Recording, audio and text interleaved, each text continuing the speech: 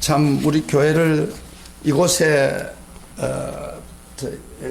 오게 해서 이제 마무리 목회를 마치는데, 이 과정에서 저를 많이 이렇게 도와주시고 또 마지막까지 이렇게 인도해 주신 것에 너무 고맙게 감사합니다. 사실요, 오늘처럼 이렇게 가득 차면 좀 예배드린 거 신나겠어요. 그런데 그렇지 못할 때가 많아요. 그런데 그런데도 불구하고 우리 교인들이 끝까지 이렇게 저희 교회에 와서 봉사하시고 예배 들으시고 또 말씀 들으시고 해서 너무 고맙습니다. 그래서 그런 분들 제가 잊을 수가 없어요. 물론 중간에 가신 분들을 다 하나님 뜻이 있어 갔지만은, 제가 여러분 초청한 이유가 뭐냐면은 좀 서머서머해서 간 사람도 있잖아요.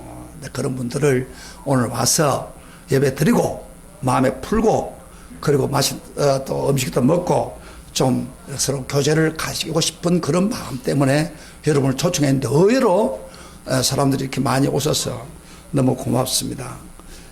그래서 그러나 이제 우리 교회 입장에서는 볼 때에 끝까지 이렇게 참고 봉사하신 분들을 잊을 수가 없어요. 그래서 제가 그런 분들에게 특별히 선물을 좀 드리려고 합니다. 그래서 아마 내가 할 때는 우리 제일 오랫동안 지금 교회를 나온 분이 있어요. 바로 박영래 우리 권사님.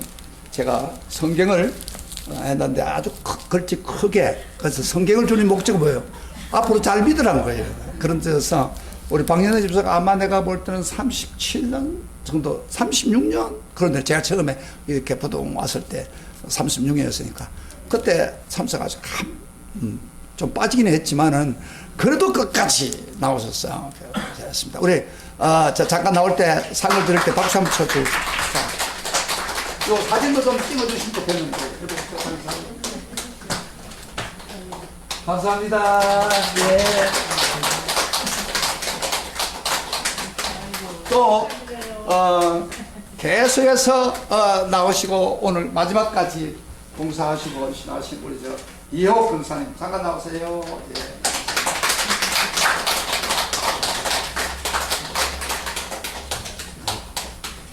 그 다음에 이제 우리 김범봉 집사님이 뭐 나왔다 안 했다 하긴 해도 그래도 끝까지 남아서 나왔습니다. 우리 잠깐 나왔어. 이것도 성경입니다. 아이고, 성경을 잘 보고 새로운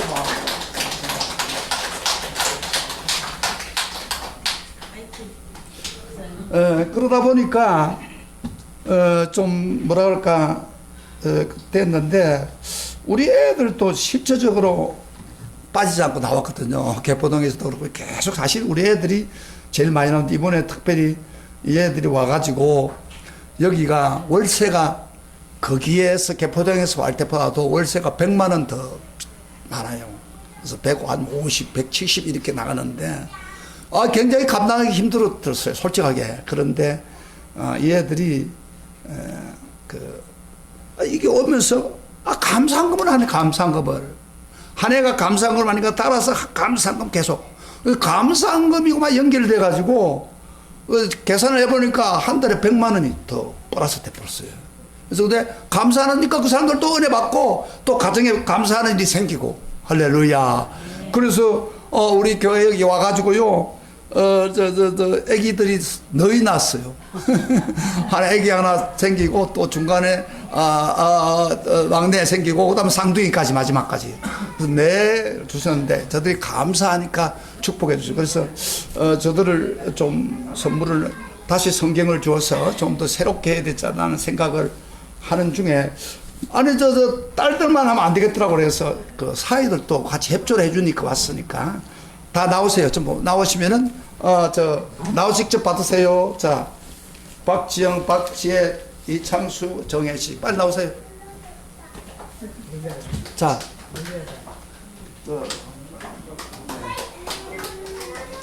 감사합니다. 정혜씨, 박지영, 이창수.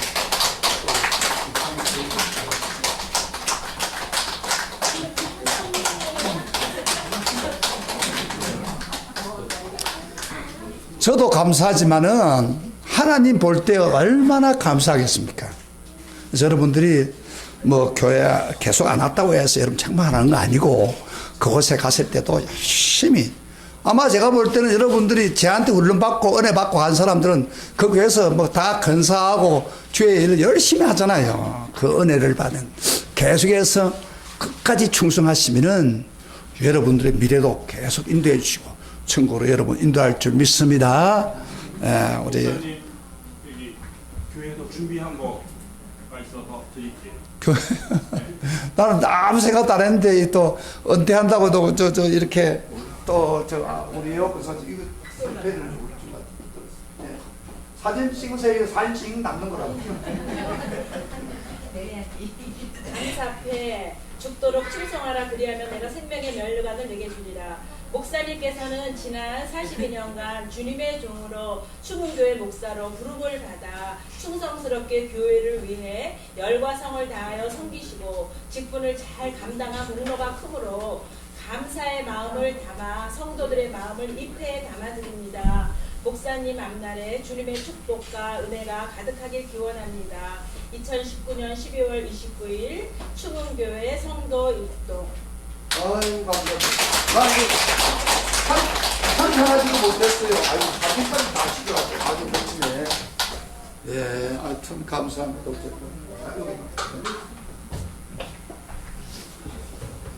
언제 사진인데 사실. 자 정말 기대한 건 아닙니다. 해달라고 해도 안 했어요. 그런데 하나님 또 감동을 줘가지고 이렇게 상패까지 해줘. 사실 제가 상패도 다 드리려 했는데 상패보다 실질적인 게 중요할 것 같아서 제가 성경을 선물로 드린 겁니다. 우리 기도 한번 하고 말씀 듣겠습니다. 주님 감사합니다. 너무 감사합니다. 말도 잘 못하고 여러 가지 부족한 것 종을 사용하셔서 지금까지 여러 모습으로 인도해 주시고 또 부족한 말씀을 들어서라도 감동이 돼가지고 이렇게 믿음의 열매를 많이 맺게 해주신 것 감사합니다. 지금까지 설교할 때 붙들어 주셨습니다. 오늘 또 마지막 설교, 가장 중요한 것이 마지막인데 이 마지막 설교를 할 때 여기 온 성도들이 다 은혜 받고 그동안 좀 덜 깨닫던 부분도 확실해지는 그런 놀라운 말씀이 될 수 있도록 축복해 주시고 성령께서 오늘 마지막 강력하게 역사하시고 하늘이 임하시고 하나님의 일곱 능이 종에게 가득 차서 이 능력 있는 말씀을 나타날 수 있도록 축복해 주시옵소서. 함께 하실 줄 믿습니다. 예수님 이름으로 기도합니다. 아멘. 광고 하나만 더 드릴게요. 제가 이곳에 와가지고 내 설교를 그만 듣고 테이프에 나가서는 안 되겠다는 생각이 들고 마침 유튜브에 설교를 올릴 수 있는 길이 있었습니다. 그래서 제가 이곳에 와서 그 로마서, 여러분 하나님을 정확히 알려면 로마서를 알아야 돼요. 로마서를 제가 강의를 쭉 올려놓고 유튜브에다가 충원교회를 치면은 나와요. 안 되면 충원교회 박영주 목사 로마서 하면 로마서 쫙 나와요. 그리고 그 다음에 이제 오늘 계시록, 요한 계시록을 오늘날 목사들이 잘 모르니까 잘 안 해요. 그러니까 교회들 이 이단이 많이 붙들려요. 그래서 요한 계시록을 할 수만 있다면 정확하게 전해야겠다. 그래가지고 요한 계시록을 한 7, 8개월 동안 꾸준히 해서 올려놓고 그 다음에 이번에는 산상보훈은 뭐냐면 한마디로 말해서 천국 백성이 어떻게 살아야 되는가 그런 부분을 다루고 있습니다. 그래서 오늘 이렇게 마지막 마무리를 하는 겁니다. 그래서 이 산상보훈도 올려놨으니까 여러분들 혹시 필요하면은 그 성경을 이렇게 중학교에만 치면 다 나오지만은 이게 너무 많다 보니까 예를 들어서 박영주 목사 그 산상보훈 하면 쫙 산상보훈이 쫙 나오고 계시록 딱 나오고 그렇게 해요. 그러니까 여러분들이 혹시 그 말씀을 좀 계시록을 좀 더 알고 싶고 좀 모르는 부분들을 알고 싶다 하면 들어가 보시면 틀림없이 나왔습니다. 다 있습니다. 그리고 제가 설교를 할 때에 여기 비디오를 찍을 때에 보통 비디오가 이렇게 그 마이크가 없이 하는 경우인데 저는 마이크가 있습니다. 그래서 마이크 정확하게 들려요. 듣기만 하면 핸드폰에도 들을 수 있고, 그래서 여러분에게 많은 유익이 되기를 축복합니다. 자, 한번 기도했으니까 이제 말씀 전하겠습니다. 여러분, 이 세상에 가르치는 위치에 있는 분이 많이 있죠. 부모가 자녀에게, 선생이 학생에게, 목사가 성도를 가르친 자들입니다. 근데 가르치는 일은 굉장히 중요한 일입니다. 바로 가르칠 때 배우는 자가 더 나은 삶을 갖게 되기 때문입니다. 그러나 가르치는 자의 마음 한구석에는 염려와 불안이 항상 존재합니다. 왜냐하면 과연 저들이 내가 심혈을 가르쳐 교훈을 했는데로 그대로 살까? 만일 그렇게 살지 않고 내 가르침을 다 흘려버린다면 내가 이렇게 열심히 가르치는 일이 도대체 무슨 의미가 있을까? 이런 생각이 들 때마다 열심히 가르쳐야겠다는 의욕이 끊깁니다. 아마도 가르치는 선생의 위치에 있는 분이라면 누구든지 이 말에 동의할 것입니다. 저는 여러분들을 42년 동안 성경과 설교를 했습니다. 근데 지금 마지막 설교를 하는 이 시점에서 내가 말씀한 대로 과연 말씀대로 살까? 제가 로마서, 요한계시록, 또 산상보호를 말씀하고 있지만은 산상보호는 천국으로 가는 성도들이 어떻게 살아야 될 메시지인데, 과연 이 말씀대로 순종하고 주님 오실 때까지 정말 바른 믿음을 그대로 지키고 천국에 확실히 갈 수 있을까? 천국에 주는 상급을 받을 수 있을까? 하는 저의 고민입니다. 우리 예수님도 아마 이렇게 생각이 든 것 같아요. 마태복음 5장과 7장의 산상보훈을 가르치면서 마음 한편에 아마 저처럼 이렇게 동일한 심적 부담을 느꼈던 것 같아요. 그래서 마지막으로 행하는 순종에 대해서 아주 강도 있게 말씀함으로 산상보훈을 마무리하는 것을 오늘 본문에서 볼 수 있어요. 오늘 저도 마찬가지예요. 하나님 말씀 산상보훈 3개월 설교했는데 마무리 설교하는 말씀의 제목이 순종이 믿음만큼 중요하다는 말씀으로 마지막 예수님의 말씀과 동일한 말씀, 또 동일한 심정으로 여러분에게 지금 설교하려고 합니다. 그래서 우리 예수님은 특별히 집 짓는 비유를 통해서 순종하는 자와 불순종하는 자는 하늘과 땅처럼 다르다는 것을 대조시킨 것을 볼 수 있죠. 우리가 마태복음 잠깐 성경 다시 봐요. 저의 설교를 들으려면 말씀을 그때 한 번 또 끝나는 게 아니고 보는 것입니다. 마태복음 7장 24절부터 26절을 같이 읽어봅시다. 직접 확인하세요. 다 같이 읽겠습니다. 그러므로 내 말을 듣고 순종하는 사람은 반석 위에 자기 집을 지은 지혜로운 자와 같다. 비가 내리고 창수가 나고 바람이 불어 그 집에 부딪히되 무너지지 아니하나니 이는 주초를 반석 위에 놓은 가득이요. 같이 읽을 때 목사님 혼자만 있지만 여러분 같이 읽으면 이 말씀이 더 가까이 와요. 다시 말하면 말씀을 듣고 순종하는 사람은 어떤가요? 그 집은 영원토록 무너지지 않고 영원히 수가 남는다는 거예요. 27절에 26절에 다시 한번 봐요. 나의 이 말을 듣고 행하지 아니하는 자는, 같이 읽어요. 그 집을 모래 위에 지은 어리석은 사람 같으리니 비가 내리고 창수가 나고 바람이 불어 그 집에 부딪혀 무너져 그 무너짐이 심하니라. 다시 말하면 말씀을 불순종하는 사람, 말씀 듣기만 하고 불순종하는 사람은 돈과 노력을 쏟아부었지만은 모래바닥에 집을 지었기 때문에 그 어리석은 사람처럼 나중에 그 무너짐이 심하다고 그렇게 말했습니다. 사실 우리 예수님은 산상보훈을 통해서 천국 백성으로 자신을 닮은 제자, 작은 예수를 갖추어야 할 인품과 생활에 대해서 다양한 사례를 가지고 구체적으로 말씀드린 거예요.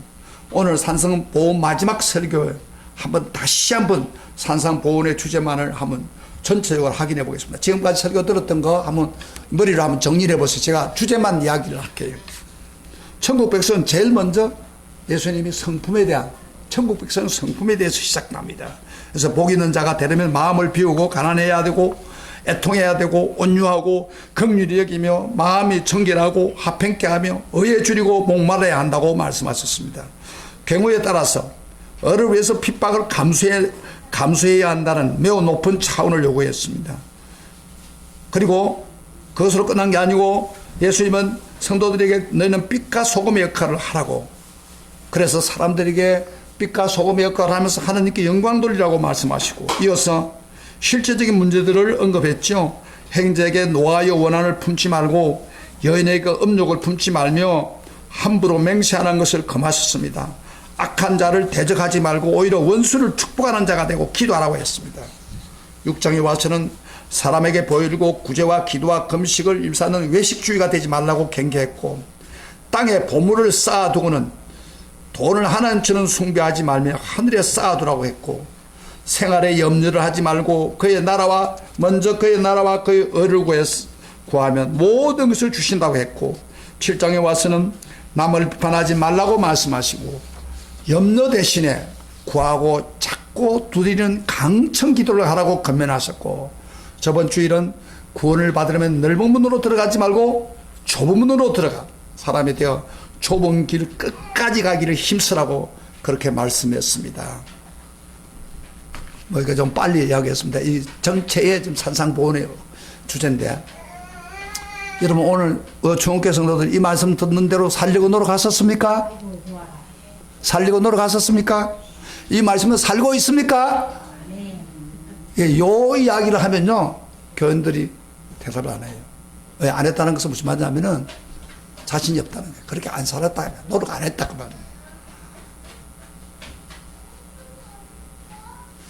그래서 우리 예수님이 이 부와 같은 놀라운 산상보훈을 말씀하면서 예수님이 하나님 아들이 아니면 할 수 없는 말을 했습니다. 그래서 그분의 말씀은 근세가 있었고, 그 입에 나오는 말씀은 하나님 계시의 말씀이요, 그 말씀만이 진리고 생명의 말씀이고, 그 말씀만이 온 인류에게 소망을 줄 수 있는 말씀입니다. 근데 이 말씀을 들을 때 그 당시의 사람들 깜짝 놀랐습니다. 그래서 28절부터 29절 한번 잠깐 봐요. 그들이 어떤 반응을 일으키지만, 예수께서 이 말씀 마치심에 무리들이 그의 가르침을 놀라니 이는 그 가르치시는 것이 근세 있는 자와 같고 그들의 서기관과 같이 아니하리라. 여러분, 바로 말씀, 예수님 말씀에 근위가 있었습니다. 직업적으로 가르치는 서기관과 같이 안 했습니다. 그분의 말씀 속에 그 능력이 흐르고 그 말씀 앞에 어둠이 적심을 하고 빛이 찾아오는 것을 느꼈습니다. 그래서 그들은 근세 있는 말씀 앞에 무릎을 꿇게 되었다는 것을 성경은 말하고 있습니다. 그런데 그럼에도 불구하고 예수님의 근세 있는 그 놀라운 말씀을 들음에도 불구하고 우리가 하나님 말씀을 듣고 순종하지 않으면, 그리고 대수롭게 흘러버리면 아무 소용이 없습니다. 마치 예수님 말씀한처럼 무너져 줄 알면서 땀 흘려 집을 짓는 어리석은 사람처럼 완전히 무너져 내린다는 것입니다. 그러면 혹시 이런 질문을 할지 몰라요. 순종 안 하면 구원도 못 받는다는 말인가? 여러분, 순종 안 하면 구원을 못 받습니까? 사실 인정하고 싶지 않지만은 솔직히 말한다면 말씀 듣고 순종하지 않으면 구원 받지 못할 확률이 많습니다. 오늘 교인들이요, 설교만 듣고 순종하는 건 힘드니까 안 하다 보니까 이게 잘못된 신앙이 확립이 된 거예요. 우리 주님이 직접 언급하고 있잖아요. 21절 봐요. 이 말씀을 구원 못 받는다는 것을 분명히 이야기했습니다. 21절 보세요. 같이 소리를 내서 크게 한번 읽어보세요. 21절 시작. 21절 다 같이 시작. 나더러 주여 주여 하는 자마다 다 천국에 들어갈 것이 아니요 다만 하늘에 계신 내 아버지 뜻대로 행하는 자라야 들어가리라. 분명히 하겠죠. 그래서 우리는 일반적으로 믿음으로 구원받으니까 그래서 순종 안 해도 뭔가 구원받는다, 그런 잘못된 아니라는 생각을 가지고 있는데, 우리 예수님이 말하기를 뭐요? 주여 주여 하는 자마다 천국에 들어가는 게 아니고 하늘에 계신 내 아버지 뜻대로 행하는 자라야 들어간다고 못을 박아놓고 있습니다. 그래서 구원은요, 믿음으로 시작하고 순종함으로 완성이 되어야 구원을 받습니다. 오늘 말씀을 들으면 아마 여러분들 중에서 좀 마음에 좀 뭐랄까 끓이는 게 있을 거예요. 설교를 들을 때 끓음이 생길 거예요. 제 이야기 아니에요. 예수님이 그 이야기를 하고 있는 거예요. 구원은 믿음으로 시작하지만은 결국 순종하로 완성되는 거예요. 사실 오직 믿음으로 구원 얻었다는 바울의 말보다도, 바울이 오직 믿음으로 구한다는 것을 로마서에 말했지만은 예수님은 다르게 말했습니다. 순종하는 자가 천국에 들어간다고 예수님은 더 권위 있는 분이 말씀한 거예요. 예수님은 순종하는 자, 하나님 뜻대로 행하지 않으면 못 간다, 그렇게 분명히 못을 박아놨단 말이에요. 그럼 우리는 누구 권위를 더 중요히 여깁니까? 바울의 말보다도 예수의 말을 더 권위 있게 여기게 돼요. 그러므로 예수님을 믿지만은 순종하는 데 관심이 없는 사람은 마지막 모래 위에 짓는 남는 것 없이 완전히 무너내리는 생활을 할 수가 있습니다. 26절에 후반절에 굉장히 중요한 말입니다. 그 무너짐이 심하다. 따라합시다. 그 무너짐이 심하니라. 이 무슨 말입니까? 그 무너짐이 심하다. 하나님 말씀대로 순종 안 하면 무너짐이 심하다. 이 말은요, 이런 말입니다. 난 구원 받을 거야. 나는 예수 믿었으니까 구원 받을 거야. 그래서 교회를 다녔어요. 그럼 대충 다녔어요. 그러다가 하늘나라에 딱 갔는데 예수님이 나보고, 나 너 몰라. 제가 천국 믿고 왔는데 나 너 몰라. 너 당장 떠나. 이렇게 할 때에 여러분 얼마나 가슴이 무너지겠습니까? 생각해 보세요. 그건 이제 다시 돌아올 게 없단 말이에요. 지금 그 이야기를 하고 있는 거예요. 무너짐이 심하다는 것은 애통하는 마음이 생기다 말았어. 23절에 그렇게 말을 다시 이야기해줘. 23절 다시 봐요. 시작. 그때 내가 그에게 밝히 말하되, 그때는 말 바로 예수님이 오시는 날입니다. 지금 심판하는 날. 내가 너희를 도무지 알지 못하니 불법을 행하는 자들아, 내게서 떠나가라. 여러분요, 저 이런 소리를 여러분 듣는다면 얼마나 기가 막힙니까? 교회 와서는 신앙생활 잘 했어요. 나름대로 열심히 했어요. 교회 거의 좀 안 빠지고 나왔는데 마지막 주님 앞에 우리가 딱 갔는데 예수님이, 난 너 몰라. 너 불법을 행한 사람아, 난 너 몰라. 여러분 얼마나 가슴이 찢어지겠습니까? 장로가 되고 권사가 되고 교회 헌금도 많이 하고 다 했는데 난 너 몰라. 그러면 얼마나 가슴이 무너지겠습니까? 예수님이 그 이야기를 하고 있는 거예요 지금요. 그렇기 때문에 우리가 방법이 다른 게 없어요. 말씀을 듣고 지금까지는 그만 대충 지나갔는데 말씀 듣고 행하지 아니하면 이렇게 심한 혼란을 받게 된다는 것입니다. 신앙생활에 순종이 믿음만큼 중요합니다. 그럼에도 불구하고 많은 분들이 이 사실에 대해서 명확한 지식을 갖지 못함으로 혼란을 겪는 경우가 있어요. 저도 한때는 믿음으로 구원받는다는 교리를 신학교에서 열심히 배웠습니다. 그런데 제가요, 목회를 하면서 성경을 계속 읽고 보고 하는 가운데, 연구하는 가운데 제가 깨달은 게 아니에요. 그게 아니구나. 순종이 없으면 구원이 완성이 안 되구나. 순종해야 구원이 마지막 마무리가 되구나. 오늘날 많은 사람들이 오직 믿기만 하라고. 믿고 대충 교회 빠지지 않고 교회 대충 나오면 구원 받는다, 그런 생각하는데 우리 예수님은 그렇게 말하고 있잖아요. 이 무슨 이야기예요 지금. 그래서 예수님 마지막 순간에 못을 딱 박는 거예요 지금. 자, 오늘 여기 옛날에 그런 걸 알고 있고 또 믿기만 하면 된다는 그런 어떤 아니라는 생각을 가지고 있다면 오늘 제가 말씀하는 말은 이게 제 말이 아니에요. 예수님 말씀. 네. 뜻대로 하지 않으면 안 되구나. 주님 못을 딱 받고 있어요. 단 여기 계신 분들 또 우리 제가 만났던 모든 분들이 다 천국에서 여러분 만나기를 원합니다. 그러나 갔는데 난 너 몰라. 너는 몰라. 너는 몰라. 야, 이렇게 한다면 얼마나 기가 막히겠어요. 그래서 예수 믿을 바야. 예수님이 말씀한 대로 행해요. 행하면. 그래서 믿음 못지않게 순종이 중요하다는 거예요. 여러분, 왜 예수님이 산상보훈을 순종에 대해서 말하기 전에, 이 말하기 전에 거짓 선자를 먼저 언급하고 있습니다. 15절에 보면 거짓 선자. 왜 거짓 선자를 언급하는지 잠깐 봅시다. 15절 잠깐 읽어봅시다. 시작. 거짓 선자를 삼가라. 양의 옷을 입고 너에게 나오나 속에는 노랗지않은 일이다.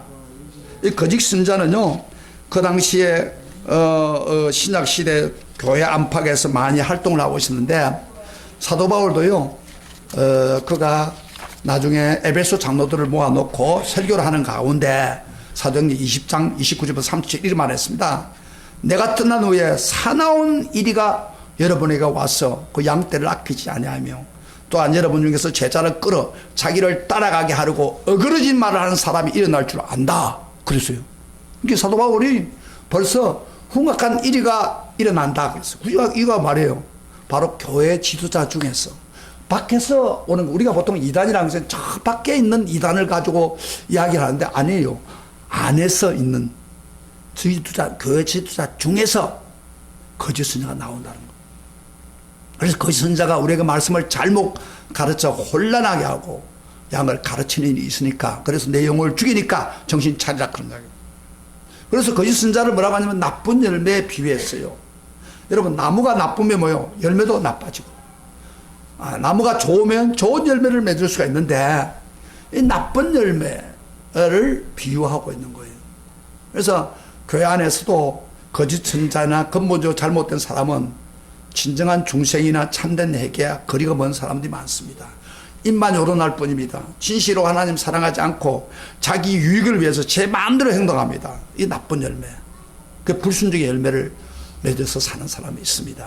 그리고 그 사람 끝나는 게 아니라 영향을 끼칩니다. 물론 이들은 밖으로 볼 때는 굉장히 엄청난 사역을 하고 있습니다. 22절을 잠깐 같이 봅시다. 22절에 이렇게 말합니다. 그들을 보고 하는 말이 주여 주여 하는 자만 천국 못 간다고 하니까 그들이 이렇게 말합니다. 22절에 시작. 그날에 많은 사람들이 나더러 이르되 주여 주여 우리가 주의 이름으로 선자 노릇하며 주의 이름으로 귀신을 쫓아내며 주의 이름으로 많은 권능을 해가지 아니하였나이까 하리니. 이들은 귀신도 쫓아냈어요. 병을 고쳤어요. 권능을 해갔어요. 예언을 했어요. 그러나 그들은 거짓 선자예요. 이리 때라는 겁니다. 그래서 23절에 강하게 못을 박았죠. 그때 내가 그들에게 밝히 말하되 내가 너희를 도무지 알지 못하니 불법을 행하는 자들아 내게 떠나라. 여러분, 불법을 행했다고 하잖아요. 불법을 행한다는 무슨 말이에요? 하나님이 말씀하는 것을 그대로 하지 않고 적당히 변질해 가지고 말씀을 가르치고 그렇게 살았다 그런 이야기예요. 그게 불법 행하는 거예요. 오늘날 교회 안에서도 불법 행하는 사람 많아요. 주여 주여 하면서 불법을 행하다 보면 주여 주여 한다는 말은 원래가요, 뜻이 뭐냐면은 이 주여 주여란 말이 원래 그 원어에 보면은 하나님 보고 하나님 내 왕입니다. 내 아버지입니다. 내 하나님입니다. 내가 절대 충성하겠습니다. 무엇이든지 명령하세요. 오라면 오고 가라면 가겠습니다. 내 생명 아끼지 않고 드리겠습니다 하고 엄숙한 선언을 하는 말이에요. 사실은 주여 주여. 그러면서도 그런 말을 하면서도 순주가 거리가 먼 타성에 젖어 주의 입으로만 내질 뿐이고 입으로는 충성을 맹세하면서 삶에서는 충성하지 않는 모순을 보여주는 거예요. 이런 자가 바로 거짓 선자라는 거예요. 교회 안에 있다는 거예요. 저를 보세요. 이 사상을 가지고 있는 교인들이 많아요. 오늘 설교 잘 떠세요. 지금 이거 제가 이야기한다면 여러분들 목사님 그럴 수 있습니까? 믿기만 구원받다 해놓고 뭘 이렇게 할 수 있습니까? 라고 이야기하는데 예수님이 지금 언급을 하고 있는 거예요. 산상보훈을 마무리하면서 이거 잘 뜨세요. 이거 안 들으면요, 이거 듣고 순종 안 하면은 여러분들 아마 제가 천국에서 저를 못 볼 겁니다. 무슨 이야기입니다. 그러니까 듣고 순종하는 거예요. 예수님이 분명히 했죠. 이 교회사를 보면요, 100년경 정도로 조금씩 교회가 성장하면서 거짓 선지자들이 교회에 많이 일어나고 행포가 잦았습니다. 그래서 지도자들이 거짓 선지자를 구별하는 방법이 뭐냐 하면은 거짓 선지자, 진짜 선지자를 구별하는 방안으로 짐수를 만들었는데, 그것을 유명한 디다케라는 책이 있습니다. 지금도 있어요. 디다케라는 책이 있는데, 그 디다케에서 소개할 때에 그러면 거짓 선지자가 참 선지자 차이가 뭐냐 했을 때 이렇게 말합니다. 거짓 선지자란 말만 하고 실천하지 않은 사람. 말만 합니다. 주여져 합니다. 실천 안 하는 사람. 그 다음에 거짓 선지자는 가르치기만 하고 행하지 않는 사람. 거짓 선지자다. 제가 목사인 제가 가르치면서 행하지 않으면 저 거짓 선지자예요. 그런 이야기입니다. 성도들이 설교는 들었어요. 교회 와서 말은 많이 해요. 그 말씀을 행하지 않아요. 그건 거짓 선지자예요. 제가 저번 주에 좁은 문으로 들어가라 그랬죠. 좁은 문으로. 그래서 좁은 길로 가면은 영생이 있다고 했는데, 이 거짓 선지자들은요, 좁은 길로 가는 사람들을 유인해가 넓은 길로 가게 하는 거예요. 여러분, 넓은 길이 뭡니까? 순종과 상관없이 자기 좋을 대로 신앙생활 하는 거. 거기에 비하여 좁은 길은 끝까지 어떤 대가를 지불해도 내가 믿는 대로 순종하는 사람이에요. 그게 좁은 길이에요. 그런데 넓은 길로 가는 사람 오늘 많아요. 주변에요, 넓은 길로 가는 사람들은 하나님 말씀에 물을 타는 사람이에요. 물을 탄다는 말이 있죠. 말씀들 안 하고 물을 타는 거예요. 자, 어떤 사람이 물을 타는지 보세요. 예를 들어 볼게요. 우리가 요한 산상봉을 들었으니까 여기까지 예를 들어 봅시다. 원수를 사랑하는 말씀이 있잖아요. 그런데 원수를 사랑하라고 그걸 알아듣기는 막 기가 아프도록 들었으면, 그런데 실제적으로 이렇게 생각합니다. 그런 사람이 어디에 있는가? 이건 한낱 기독교의 이상일 뿐이지, 그건 너무 예민하게 받아들여보면 우리가 어떻게 살아? 차라리 바보가 되는 건 낫지. 이렇게 스스로 타협해버립니다, 말씀을. 그런데 이게 바로 물 타는 거예요. 하나님 말씀은 원수를 끝까지 사랑하라는 거예요. 저도요, 수영을 하다가 원수를 사랑하는 게 얼마나 어렵다는 걸 제가 느껴봤어요. 그 전에 이야기했기 때문에 시간도 가고 해서 야하는데, 우리 교회 일어난 거 야할게요. 교회에 이렇게 건사로 5명을 임명했어요. 근데 그 당시에 2명인가 3명이 그만 말도 안 하고 떠나버렸어요. 근데 제 마음에 굉장히 그들이 미워지는 거예요. 솔직하게. 그리고 결혼식 때 한번 가면 보고 싶지 않아요. 저렇게 사람들이 건사를 임명해가지고 그 교회 평생 섬기라고 하는 뜻인데 이렇게 갈 수 있느냐? 미워지는 거예요. 그런데 어느 날 하나님 기도하는데 하나님께서 그러더라고요. 바모사, 너를 위해서 그 사람 용서해라. 주님, 제가 어떻게 용서합니까? 용서해라. 그래서 제가 하나님이 저에게 감동을 주니까, 주여 그러면 저들 잘못을 용서해 주세요. 자기들 가는 걸 어떻게 하겠습니까? 용서해 주세요. 용서해 주세요. 그렇게 됐습니다. 그런데 주님이 어느 날 그러더라고요. 말만 하지 말고 직접 가서 용서를 해라. 그럼 직접 어떻게 합니까? 타협을 해라 그 말이에요. 그 사람과 대화를 해서 풀어주라 그 이야기예요. 하나님 그거는 안 됩니다. 그 마음에 이렇게 맥히는 걸 푸는 게 쉽지 않아요. 근데 계속 기도하면 딱딱딱 막히는 거예요, 이게. 그래서 할 수 없이 그분들 불러가지고 같이 식사하면서 내가 당신들 미워했는데 이제 미워하지 않겠다고 선언해 버렸어요. 그러고 난 뒤에 그 미워하는 게 싹 떠나가더라고요. 근데 원래 하나님 말씀대로 원수를 사랑하라, 사랑하려고 노력하고 기도해야 돼요. 그런데 뭐라고 하냐면, 어떻게 원수를 사랑해? 여러분 지금 원수 있죠? 여러분은 괴롭힌 사람 있죠? 막 기도만 하면 머리에 떠오르는 그 사람을 사랑하고 안 되면 기도까지 하라는 거예요. 그게 성경의 바로 말씀이에요. 그게 순종이에요. 그런데 그냥 물을 타가지고, 아니 그거 꼭 그렇게 해야 되나? 이렇게 하면 안 된다는 거예요. 근데 하나님 말씀 물을 타면 안 돼요. 예를 들어서 보물을 하늘에 쌓아두라. 땅에 쌓아두지 말라 그랬는데 돈으로 온통 인생을 즐기는데 간숨을 쏟고, 에? 그리고 하나님 앞에서 드리는 것은 인생하고 발랄 떨고 있다면 그 사람은 바로 하나님 말씀을 물타는 거예요. 예, 그러면서 하나님 잘 믿는다고 생각하고 있다면 그건 물타는 거예요. 구원을 믿기만 하면 반다고 해놓고 뭐 또 순종하라고 하느냐, 행위를 이야기하는 것은 오히려 복음의 정신이 왜곡된 거 아니냐, 복음과 상충되는 거 아니냐, 온전히 순종하는 사람이 세상 어디에 있겠느냐, 이렇게 생각하고, 그리고 하나님의 말씀을 끌어내리는 거 있잖아요. 그럼 물을 타는 거예요. 그리고요, 어떤 사람은, 이런 사람들 물을 많이 타요. 교회 와서 열심히 기도를 해요. 기도를 열심히 한대. 근데 하나님 말씀에 실천하는 데는 관심이 없어요. 말씀을 들을 때는 졸기만 하고, 졸고 있으니까 무슨 말을 듣는 거면, 그리고 기도를 열심히 한대. 자기 사랑도 못하고 사는 거예요. 거기 바로 하나님 말씀을 물타는 거예요. 이런 사람은 하나님이 가만두지 않겠다는 거예요. 나 너 모른다고 이야기하겠다. 그 이야기예요. 얼마나 무슨 이야기예요. 야고보에서 보면은 믿음에 대한 행위가 안 따라가면 죽은 믿음이라고 그렇게 합니다. 오늘 성경 한번 같이 한번 찾아봐요. 오늘 야고보서 직접 눈으로, 제가 항상 여러분들한테 성경을 찾으라고 하는 이유는 제 이야기가 아니에요. 성경이 명확하게 기록해놨는데 그 말씀을 여러분이 직접 눈으로 확인하라는 거예요. 야고보서예요.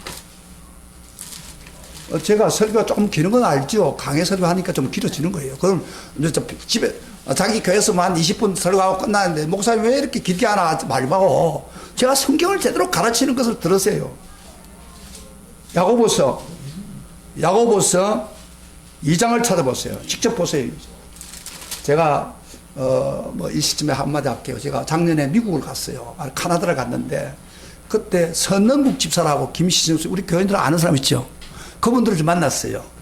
만났는데 이분들이 고백하는 말이 그래요. 목사님이 강해 설교를 해가지고 제가 그 말씀에 꼭 붙들고 이렇게 살려고 노력하다가 그 가까운 교회가 맞는데 그런 교회를 찾았답니다. 그래서 그 사람이 열심히 그 교회 하면서 목사님이 그 당시에 들려준 그 말씀을 내가 꼭 붙들고 그렇게 믿었습니다. 지금 장로가 됐습니다. 건사가 되고. 그래서 참 그 당시에 힘은 들었지만은 그 말씀을 가르친 것을 받아들이는 사람도 있었구나. 신앙생활을 너무 잘하고 있는 거예요. 그리고 우리 김세현 씨도 만났는데 김세현 씨는 선교사 되려고 공부하고 있어요. 그래서 하나님, 저는 참 고마운 거는 이렇게 가끔 이렇게 우리 교회를 떠난 사람들을 보면은 참 신앙생활 잘해요. 너무 좋아요. 제가 그 말씀을 가르친 이유예요, 그게. 근데 오늘 제가 마지막 말은 더 중요해요. 이게 꼭 마음에 들었어요. 그래서 우리가 복음을, 기독과 진리를 물을 타면 절대 안 됩니다. 말씀 그대로. 예를 들어서 어떤 말씀이 있는데 그 잘 안 된다 이 말. 그러면은 기도하세요. 차라리 하나님, 내가 이 말씀도 살아야겠는데 그게 잘 안 되군요. 하나님 도와주세요. 지혜를 주세요. 그리고 살 수 있는 마음을 주세요. 그렇게 기도하면요, 하나님이 그런 마음을 주십니다. 그래서 그 일을 행하게 하는 거예요. 그게 물 타지 마세요, 절당에. 여러분, 좋은 약이 아무리 있어도 물을 타보세요. 그 약 효과가 없습니다. 예? 하나님 말씀은 보석같이 귀중한 말씀이에요. 그 말씀대로 이루어집니다, 그대로. 그런데 거기다 물을 타면 어떻게 돼요? 그게 엉망으로 만들지 마세요. 오늘 교인들이 지금 그게 문제예요, 지금. 그래서 예수님은 오직해서 산상보훈하고 예수님 다 알고 있으니까 못을 딱 박으면서 순종이 없이는 절대 구원이 있을 수 없다는 이야기를 하고 있는 거예요. 그래서 야고보서는 그것을 자세히 이야기합니다. 2장 찾아보세요. 야고보서 2장 14절.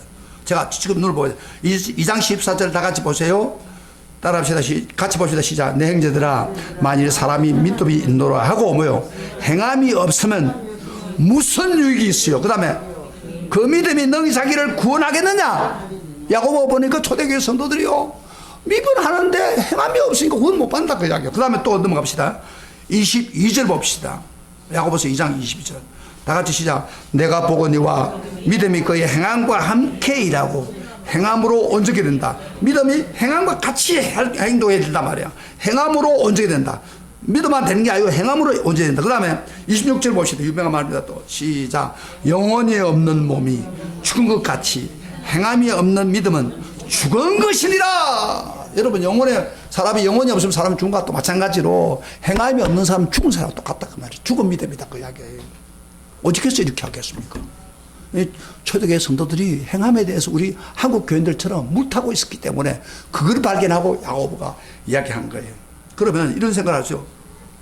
그럼 로마서에서는 사도 바울이 오직 믿음으로 구원받는다 했는데 그 말씀과 정면 충돌하지 않습니까? 그런데 여러분 자세히 보면은 충돌이 아니라 조화합니다. 보완하는 거예요. 온전한 믿음을 행함으로 완성시키는 것 뿐이에요.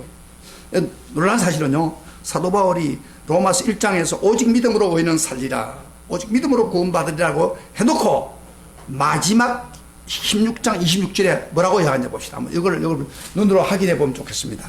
로마서 16장 26절. 오직 믿음으로 구원받는다고 하는 그 바울도 마지막 결론을 지을 때 뭐라고 하는지 봅시다. 16장 26절입니다. 다 같이 26절에 이렇게 말하죠. 26절 이제는 나타난 베드로가 쓰니 그 다음에 하고 그 다음에 글로 말미암아 모든 민족이 뭐다. 그 다음에 믿어 순종케 하시려고. 보세요. 있죠? 26절. 믿어 순종케 하시려고. 따라합시다. 믿어 순종케 하시려고. 보세요. 분명히 이야기했죠? 바울도 오직 믿음으로 구원받는다고 했는데 결국 목적은 뭐예요? 순종케 하는 것이 목적이다. 그 이야기예요. 그러니까 바울도 그렇게 했고 그 다음에 야고보도 그렇게 이야기한단 말이에요. 그러므로 순종이 따르지 않은 믿음은 참 믿음이 아닙니다. 우리 생활 이면에 항상 믿음과 순종이 이간시키는 그런 복병이 있습니다. 거기에 빠지면 안 됩니다.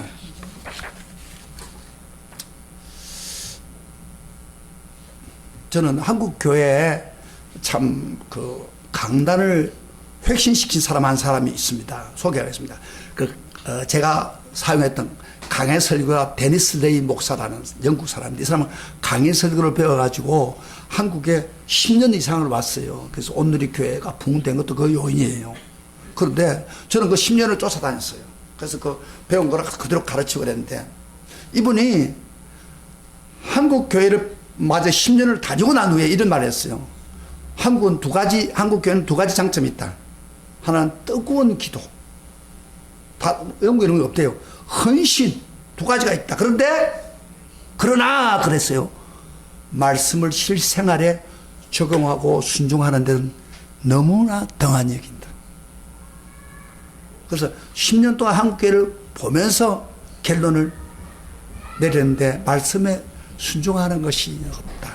부족하다. 얼마나 부끄러운 이야기예요. 우리 김세현 씨인가 그 사람이 카나다 가가지고 신학을 공부하고 그랬는데 그분이 그런 이야기 하더라고요. 목사님, 이 카나다 사람들은요, 우리처럼 기도하고 막 뜨겁게 막 교회 그런 건 안 해요. 그런데 그들의 삶을 보면은 그렇게 기독교인으로서 깨끗하게 살아가는 거예요. 타협하지 않고. 생활에 삶의 배낭 온단 말이에요. 이게 정상적인 믿음이에요. 근데 우리 한국교회 성도는 이게 이상하게 그게 아니고 믿음으로 구원받고 설교 듣고 대충 듣고 가가지고 하고 싶은 대로 다 살고 그리고 다음날 와서 기도하라고 하면 주여 또 죄짓고 왔습니다. 이러고 앉아있는 거예요. 사실은요 말씀에서 사는 사람이 이렇게 하는 거예요. 열심히 말씀에 순종하고 살고 왔다가 여기 와서 기도할 때 주님 제가 부족하지만은 말씀대로 살지 못한 것도 있습니다. 그러나 제가 나름대로 말씀을 살려고 발부둥을 쳤을 때 주님이 놀라운 기적과 은혜를 주셨습니다. 감사합니다. 이렇게 기도가 나와야 되는데 제가 우리 교인들 여기 죄송합니다. 교인들은 다 100%가 거의 주여 죄 많이 지었습니다. 죄 안 지었다고 하면 좀 곤란하고 하니까 죄 많이 지었습니다. 그리고 용서해 주세요. 대부분이 그래요. 그게 오늘날 크리스찬들의 약점입니다. 예수님은 이걸 보시고 그런 사람은 구원받을 수 없다는 것입니다. 내가 모른다고 하겠다는 거예요. 여러분 그래서 구원은 반드시 믿음을 가지고 나가되 순종으로 완성해야 됩니다. 할렐루야. 그래야 천국으로 인도하는 거예요. 그 다음에 그것뿐 아니라 구원만 그런 게 아닙니다. 자, 소리요. 구원만 그런 게 아닙니다. 우리 삶 속에, 예? 왜 우리가 축복을 못 받습니까? 우리 하나님께서 하나님 믿는 사람에게는 풍성한 삶을 누리게 해준다고 했고, 그런데 불구하고 왜 풍성한 삶을 못 누립니까? 바로 순종의 문제가 있기 때문입니다. 그래서 신앙생활에 행복과 불행을 가르는 갈림길도 바로 순종입니다. 어떤 사람은 왜 행복하고 어떤 게 불행합니까? 잘 보면요, 순종 안 하기 때문에 그런 거예요. 그리고 축복과 저주도 갈림길은 바로 순종에 있습니다. 순종하면 축복받고, 삶 속에, 그러니까 순종 안 하면 저주를 받는 걸 볼 수 있어요. 열왕기를 보면요, 열왕기 상하를 읽어보면요, 거기에 순종해가지고 복받는 사람을 딱 정확히 몇 사람 있어요. 예를 들면 다윗, 행통하고 축복받는 사람, 아사, 요사밧, 히스기야, 요시야 이런 사람은 굉장히 순종의 사람이었습니다. 그들은 하나님의 축복을 받고 복을 받았습니다. 그런데 또 한 가지 부류가 있습니다. 사울, 그 다음에 그 밖의 왕들 다 버림받고 살았습니다. 불순종한 왕들입니다. 이게 순종은 그래서 믿음만큼 중요한 거예요. 그래서 우리 삶 속에 왜 예수 믿는 사람이 풍성하고 복을 못 받는가? 하나님 복이 근원인데 삶이 순종은 안 하고 대충 하니까 삶에 하나님 축복 줄 근거가 없어져 버린 거예요. 여기서 믿음에 부딪히는 거지, 지금요. 그래서 우리 예수님 목숨을 딱 박아놓고 하는 말이, 너희들이 마지막 순종하면은 너희들이 하는 일이 행동하지만은 순종하지 아니하면 무너짐이 심하니라.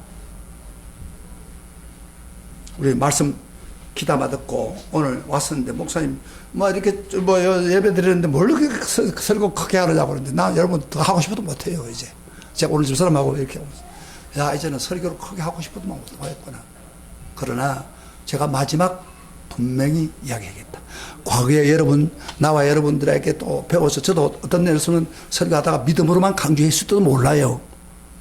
또 오늘 여기까지 온 분들도 다 신앙생활 잘하기를 바라요. 제가 가장 원하는 것은 이 세상에서 복을 받고 살다가, 예? 그리고 천국에서 여러분 만나기를 원합니다. 할렐루야. 반갑습니다. 여기서 만나는 것보다도 수백 분더 천국에서 주님과 더불어 박 목사님 말씀 듣고 우리가 천국에 왔습니다. 이렇게 좋은데, 할렐루야. 그렇게 되길 바랍니다. 그런데 딱 한 가지, 이런 사람 못 들어옵니다. 믿기는 하되 행하지 않은 사람. 예수님 말씀입니다. 나 너 모른다. 천국 문 열어줄 생각도 안 한다, 이 말이에요. 자, 박 목사, 여러분들 개인적으로 계속 만날 수는 없어요.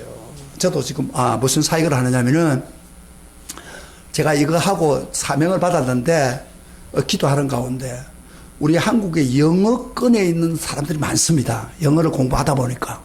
근데 그분들이 이주민으로 한 200만 명이 들어왔는데, 이분들에게 복음을 전할 사람이 없는 거예요. 많지 않아요. 그래서 제가 사명이 주어지기를, 제가 저들에게 복음을 전하겠다. 그래서 영어 배운다고 난리가 나요. 영어 듣고 쉐링하고 그 사람들 전도해가지고, 그 사람 예수 믿게 해가지고, 그 다음에 키우고 성령 받게 하고, 그래가지고 그 고향에 보내면은 그 사람들이 나중에 가서 그 나라를 변화시킬 거 아닙니까?